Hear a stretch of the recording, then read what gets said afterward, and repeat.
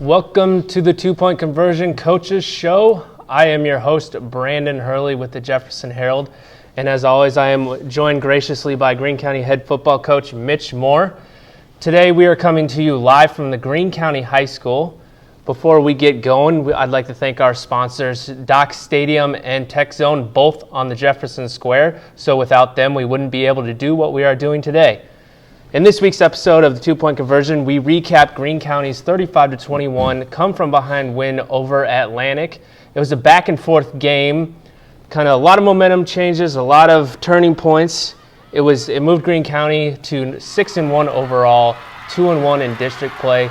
They are now number 9 in the state, and their RPI number, ranking, whatever you want to call it, is at number 12. So they're sitting right there in the thick of the playoff race. The game was, like I said, a lot of momentum changes, back and forth game. Kobe Kafer finished with 150 yards, 2 touchdowns. Both of those came in the second half. 2 huge touchdowns. One tied the game, and then one gave them the outright lead. You guys rushed for over 240 yards total. Clint Denhart had over 90 yards, 3 touchdowns. The defense, they gave up the most points they had all year, and probably one of the more yardage totals all year, but they locked in when they needed it most, getting 3 fourth-down stops in the second half. But like I said, it was back and forth. Atlantic had a couple of leads. You guys had a couple of leads. At halftime, it was tied 14-14. And what I noticed, and some of the players I noticed talked about it, there was a lot of bickering going on in the first half. And I talked to you after the game about that locker room huddle. So let's start there. What did you guys say to your guys in the locker room, kind of trying to motivate them tied at 14? Well, when I came in at the locker room, you're exactly right. There was frustration within our team, within our staff, just things that were going on that weren't clicking like they had been, and probably 5 out of our last 6 games. And we went in a half, we just said, hey, guys, I'm going to put this on the leaders and put this on the seniors, and you guys got to get it right. Instead of blaming each other, let's take ownership for what we're doing. Let's do our job, and let's go out and play the football we know how to play. And really, I felt this game was as big as a win as we had all year, and just the way we were down 7-0, came back, tied the score. Down 14-7, came back and tied the score. Down 21-14 in the third quarter, came back, tied it, and then took control of the game. And so we had to fight back multiple times in the game, and it was a resilient group. They continued to play really hard and played with great energy in the second half. And the locker room talk, the leaders and the seniors, we left the locker room. I said, this is what we need to do. This is what we're seeing. This isn't the brand of football that we want to play, and you guys got to get together and figure it out. And they did just that, and really, I think more than anything is everybody took ownership of what they needed to do, and instead of blaming other people, they just took ownership upon themselves and did their job, and we played a really good second half of football. Yeah, definitely. And for fans of like coaching changes and schematic changes, there was a lot of that in this game. We'll first start with the offense. You guys kind of switched it up a little bit, made it more of an offensive running style. You put Clint there back in the backfield, not to throw but to run. Sure. So let's talk about what went into that kind of offensive switch and how did it work so well? Well, our staff just did a great job of the prior week of identifying what we needed to do to get better as a program, and worked relentlessly all week at figuring out how to get better on 3rd and 3. Mm-hmm. And so we were putting a package in for kind of 3rd and 3, 3rd and 4, how to get that first down running the ball. And Clint and Colby both needed to be on the field because they're just such great threats. Both between the tackles, and in the edge. So we needed them both on the field on 3rd down, and so we came up with this package, and it really worked. It kind of took Atlantic off guard, and we were really successful with it in the first half, and so we went back to it in the second half and just continued to stick with it, and they had a hard time stopping it. Clint was tremendous running that offense. Colby did a good job. We put Clay Smith in there on offense and did a really good job blocking, and so it was a package that we had identified from the week before. Of how we needed to get better in certain situations, and it proved to work on Friday night. So is that something you'll sprinkle in throughout the rest of the season? Sure, I think it's a package we can certainly go back to anytime we need to, and be ready to do that. That adds another dimension to our offense. It takes Riley off the field a little bit, but Clint can also throw the ball, so we've got to put some wrinkles in there where Clint's throwing the ball as well, and we've added to that this week, and then we've done some more stuff with Riley too. Riley and Clint out at receiver. So, Denhart can't leave the field. He's a guy that I think everybody recognizes need to be on the field on offense. He's explosive every time he touches the ball. And we need Riley in certain situations too. So it's good to have both packages. And the better our kids get at understanding our offense, the more we can add to it. Yeah, and you mentioned Riley. I know he struggled a little bit, but he still had some pretty big plays. Your guys' first touchdown, he kind of rolled out to his left, and then he found Trey for a huge gain. And then there was another play where he rolled out to his right and found a couple guys. So I know he struggled a little bit, but he still came up pretty big when you guys needed it. Yeah, Brent's a guy that's continues. He's got to get better, and he knows that. He did do some good throws early in the game and led the offense well, and his efficiency needs to get better. He's throwing less than 50% completion on the year, and that's something that we've got to work on. We've got to catch balls at the wide receiver position too. One of his interceptions, one was dropped on the interception. We had 3 other drops in the game that hit guys in the hands. So those are things that collectively we've got to get better at.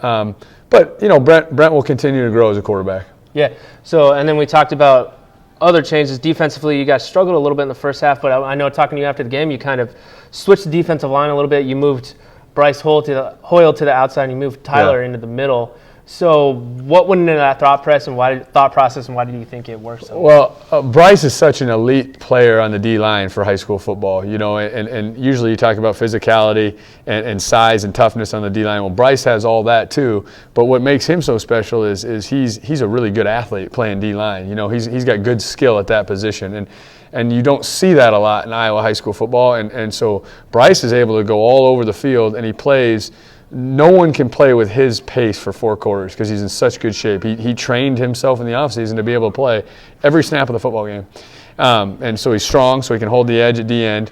He's got elite skill at the D-line position, so he's really unblockable with one guy.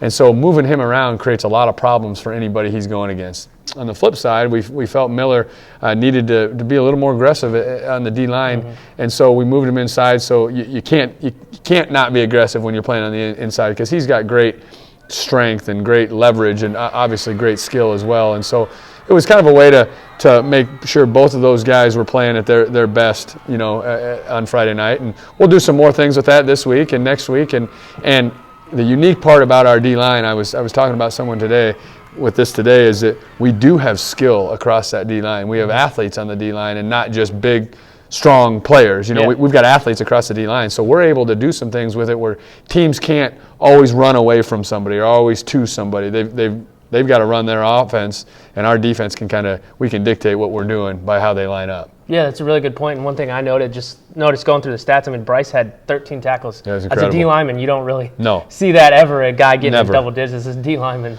No, this was probably the second game of the year where he was absolutely unguardable. And there have been instances all games, but he was pretty impressive on Friday night.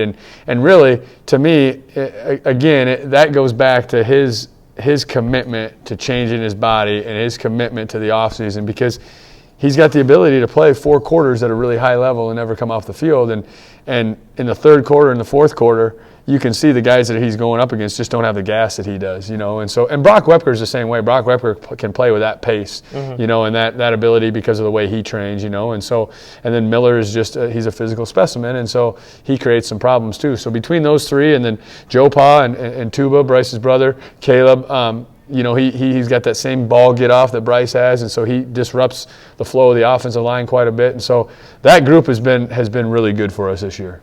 Yeah, and we talk about that defense. In that second half, the first half they had a couple of 4th down conversions. Granted, there were a couple trick plays, so it's hard to predict. Yep. But then in the second half, you guys locked down on 4th down when you needed it most. Yeah. So what does that say about kind of the resiliency of your defense and their confidence going forward? I think the win altogether, Brandon, was a culture win. It showed you where our program has come in a year, because I think last year, 14 and a half, we would have continued to bicker in the second half, or down 21-14 in the third quarter, we would have folded.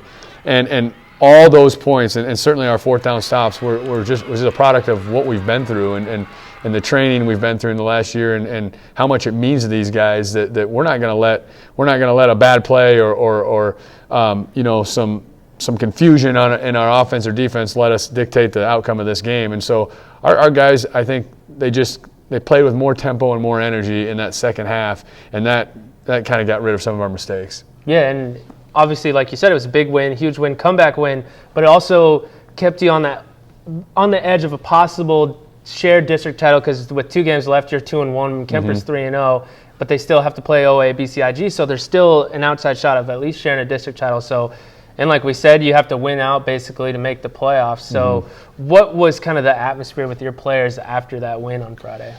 Well, I think it was good. It's interesting to me that everybody I talked to all week was, you're going to beat Atlantic, you're the better football team. There was no, hey, this is just another football game against another good opponent. It was our expectations from everybody was, we're winning this football game. And a year ago we sat at 1-6, and now all of a sudden our expectations throughout the community, throughout the school, even in our locker room, is that we need to win those football games. And so for me, that's exciting to know that our expectation is to beat a team that was a 3A football team at 5-4 a year ago, has the best player that we've seen on tape, and he proved so on Friday night. Fast too. And our expectations were to beat them and beat them in a certain manner, and so that's good. That means that we've certainly grown in our program, but. I just think we've got to continue, and our kids felt this, I think, after the win. We've got to continue to get better every day. We've got a good opponent coming up in Red Oak and a team that we cannot overlook. And you said it at the beginning of the season. You look at the schedule, maybe you've got a little bit of a break between Atlantic and OABCIG, but that's certainly not the case. This is a 4-3 football team that could easily be 5-2 and has beaten OABCIG. They run the ball downhill. The weather's not going to be good. All those things are going to play in their favor on top of about a 3-hour bus ride down there. Yeah. So, our kids are just excited, and they've done a great job at practice all week of just getting better every day. Yeah, absolutely. Let's turn our attention to that Red Oak game. You play Red Oak in Week 8 this week. You mentioned they're 4-3. They're 2-1 in district. Until last week, they were 2-0 in district, and they only lost to Kemper, and they played close to Kemper. And we all know how good Kemper is.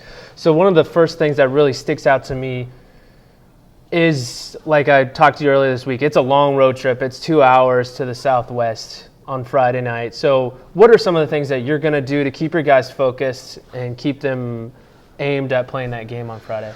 Well, there's no freshman game, so we are going to leave a little early. We're going to get down there. We're staying at the YMCA across from the stadium, so we've got a lot of space, and we're going to kind of go through a pregame routine like we would if we were at home. So it could, because we're going to get there a little early. We're going to arrive, we're going to rest a little bit, we're going to take a little walk, stretch out, and then go through a nice extended pregame routine. So by the time game comes, we'll have been off the road for 3 hours or so. So that's what we're going to do a little bit to kind of help that cause. These kids, I think us as adults and coaches, we get so worked up in, okay, it's change of routine. It's not what we envisioned. We want everything to be so consistent all the time. At least I do, and it's kind of how I try to build a program, is be as consistent as we can with things. But the kids adapt so well. You know, we weren't able to practice outside a little bit this week. Kids did a great job of doing what we needed to do and get done inside. You know, we're going in the afternoon on Wednesday where we usually go in the morning. Kids have adapted well. They've done a great job of just doing what they need to do every day and focusing on that day what we have to get better at. And it's going to be the same on Friday. We're going to go down there. We're going to go through our pregame routine, and when the lights come on at 7 o'clock, we've got to unleash the dogs, as we say, and go play great Ram football. And I think we'll be able to do that. The implications of this game, go without saying. Yeah, they're huge. They're huge. This is a football team that's physical, that's tough, that runs downhill. They've got two running backs that like to hit you. They'd rather hit you than run around you. They've got 3 linebackers that really flow to the football. It's going to be muddy. The environment's going to be sulky. It's going to be rain. It's all those things that if you want to be a team that makes it to the playoffs, you got to win these games on Friday night. So it's just another opportunity for us to go showcase what we do, and our kids they'll be up for the challenge. That's one thing I've not doubted our kids at 1 second all season long is their ability and their attention to detail on Friday night, because they all want to play and they all want to get out there and play as hard as they can. And so I don't anticipate this game being any different. Yeah, absolutely. And you're right. They've rose to the challenge, and they haven't folded in any of the games. They lost to Kemper, but they didn't fold. Sure. You guys in it up until the last moment, and you guys were down several times against Atlantic, and like you said earlier, they fought back. So, yeah, this is a different team like we've been seeing all this year. So the first thing that kind of sticks out to me on Red Oak, just looking at them defensively, they seem pretty strong. Even in the Kemper game, Kemper didn't dominate any statistical category. They were only up a few points in the fourth quarter. So what makes their defense so strong, and what do you expect to see from them? Well, their D-line comes off the ball really well. You know, they're not guys that are going to wait and see what's going on in the backfield. They're going to come off the ball, they're going to hit you, and they're going to try to be physical. They, like Kemper, like to keep you in the box. So if we can get our athletes, again, out in space, I think we have a huge advantage. If we play in the box with them all night, which we're going to have to quite a bit because of the weather and because of the field conditions, you know, they're going to make you earn everything you get. So ball security is going to be a huge thing for us on offense. Dictating the tempo and the flow of the game on offense is going to be huge for us. And then scoring early so that when they play from behind and they're forced to pass the ball, I don't think that's the best quality of their football team, and so that can put them in a bind and give us the ball back if we get them off the field and third down. But defensively, they're gonna make us earn every yard we get on the ground, and they're gonna challenge our O-line, and so it's gonna be really our O-line versus their D-line. To me, that's who will win the football game. Yeah, because if you look at it on paper, at least, it looks like it might be a fairly low-scoring game because they're strong defensively, you're strong defensively. Their strength is a running offense, your strength is a rush defense. So, not ideally, but I guess on paper it looks like it might be low-scoring. So we'll move to that offense. Like I said, they're a run-heavy offense. They have three guys almost over 600 yards. They're like fourth or fifth in the state, I think, in rushing. So what kind of rush offense do they run, and how do you think you'll be able to try and stop that? Well, they run like an inverted wishbone. They counter. They lead power. They do some lead ISO, but they run the ball out of a three-back set, and they motion and they orbit motion. They tight wing and they go two tight ends, and they play a physical, old style of football that they're doing at a really high level this year, and they've got the backs to do it because their backs are tough. They don't go down if you're tackling them up top. They're wrestlers. They're guys that have been through a lot of stuff to make them as tough as they are. You know, so it's an offense that we have to play our position. We've been talking about our guys all week is don't overdo things. Just play your position, do your assignment, and sometimes the play will come to you, and sometimes you'll force the play to somebody else. But if you do your assignment, we can play sound football and we can stop this run because we do feel like we can man them up on the outside, and we've got pretty good skill guys on the outside to match theirs. Yeah, because it kind of sounds like, just from what you're saying, is it's an offense because they have a three-back offense. They kind of maybe try to deceive you of where the ball is going. Is that they run some misdirection. They run some motion and some orbit motion with some of their wings and counter back with what they're doing. But you know, I think again, if we follow our keys from a defensive standpoint, it'll tell you where the play is going, and it's not something that hits relatively fast. A lot of times you know what's going on, or you know what's coming to you, but you've got to be willing to take that block on. You've got to be able to drive the center back into the backfield, and you've got to do some things that disrupt the flow of it and not open up. They're looking for about one hole on every play, and if that hole opens up, they're going to get 7 yards. They're not trying to get 30. They're trying to get 3 to 7 yards, and if the hole opens up, they're going to get 3 to 7 yards. But if we can close the hole and do exactly what I just said, is do our job, we're going to be just fine. So it seems like it kind of be similar to what Atlantic was trying to do in the second half, have long drives, extended drives, because in that third quarter against Atlantic, you guys only had 2 drives. Because you scored on one real quick, and then they had 2 long drives. So it kind of sounds similar that they maybe want to try to take the ball out of your hands. And that's what they did to OABCIG, and really that's what they did to Kemper to keep them in the ball game. And we know, we've talked to their administration down there, their field is going to be slippery, it is going to be rainy.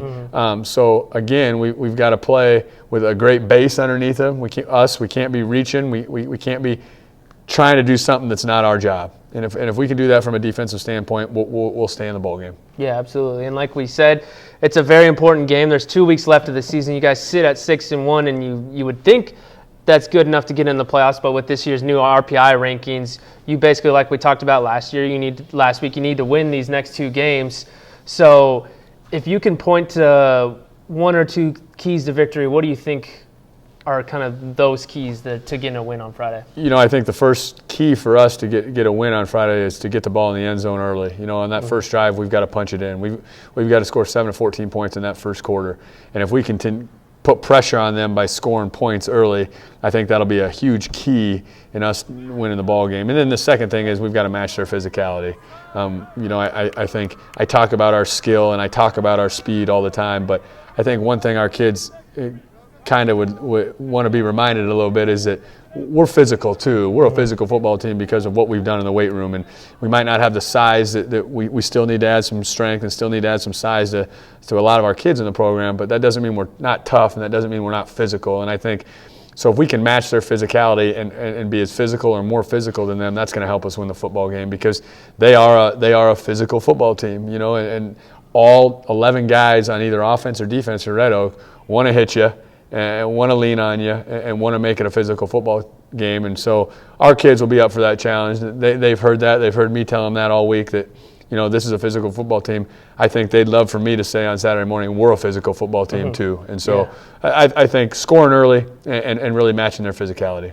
Yeah, just overall it sounds like a great football game, like a great game for fans of football that like to see that smash mouth football and see a close game. So that basically does it for us today for the 2 Point Conversions Coaches Show. Thank you for viewing, and thanks to Mitch for joining us as always. And if you want to see some football, some good high-level football, hop in the car and head down to Red Oak on Friday. Thanks.